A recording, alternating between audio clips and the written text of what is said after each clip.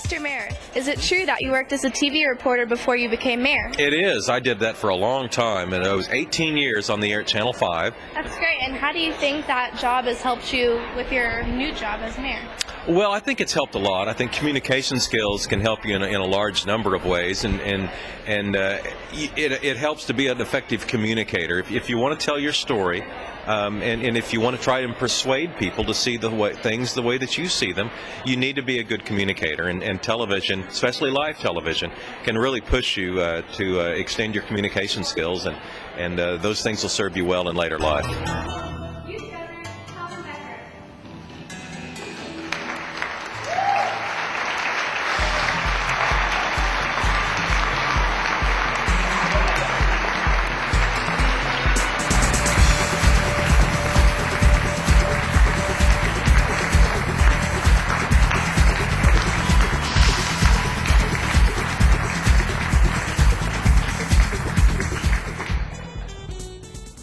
Rumor has it there's a heated debate going on in the House chambers upstairs. Let's go check it out.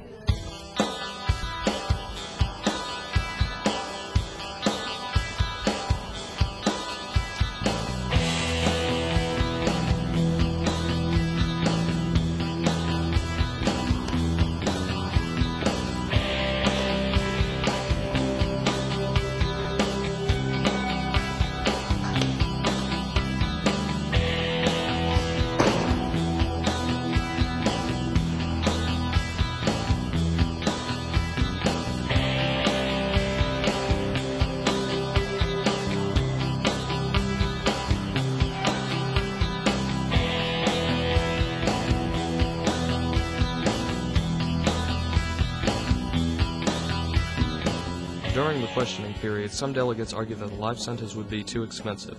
They also deemed that if a person was to escape from a prison after given a life sentence, he would suffer no further repercussions other than returning to the prison that he originally escaped from. Others argued that the killing of the convicted is too costly and unethical. They questioned whether or not the government had the right to take a man's life. The second round speaker for the proponents of the bill was Delegate Crimmon from Sand Springs. He stated that the death penalty isn't logical in any way. Death penalty, even when it's televised, has no long-term effect on the crime rate. He also said that the death penalty is used as vindication for those who are victims, and that these victims should not use the government for their revenge, which is costly for the state. Last but not least was the final speaker for the opponents, Delegate Storm from Stillwater High.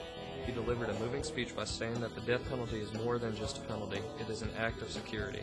If this bill was passed, those who were convicted could be released early or even escape from the prison facilities and continue committing these heinous acts and endanger all Oklahoma citizens. There you have it. Though the opponents put up a good defense, it turns out they couldn't persuade enough people to vote the bill down. There's a conflict you have internally while you're a legislator on whether you represent your district or you represent your own personal views. And that's really the toughest choice any legislator will have to make.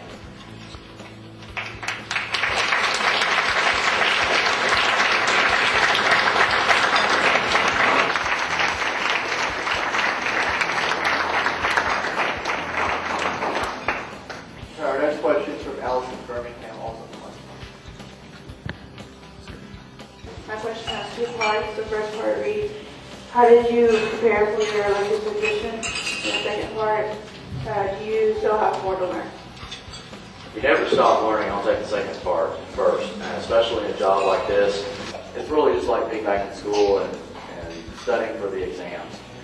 Through the process, you have to learn parliamentary procedure.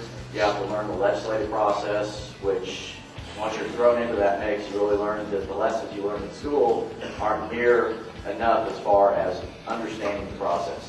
So things like youth and government prepare you for understanding the legislative process even better than being in the classroom, because you're actually simulating it, you're actually applying it in real life. And how about those who want to enter politics? What advice would you give them? Well, I'd prefer they didn't run for mayor, at least not yet. But I would say accept leadership positions and push yourself. You need to show leadership skills. You need to know a lot of people. and then see where you fit. You know, there's a lot of different positions in what you would call politics. I mean, there's school board positions, there's city council positions, there's state legislative positions, and of course there are federal positions. So, you know, some people are drawn to one level and not necessarily to another. So, you know, learn more and see where you fit. And if it's something you want to do, I would urge people to do it. I do have a rule, though. I don't think you should talk people into running for politics. But the people who should run are those you can't talk out of it, because they've got the necessary drive and ambition that it's going to take to be successful. All right, thank you for sharing.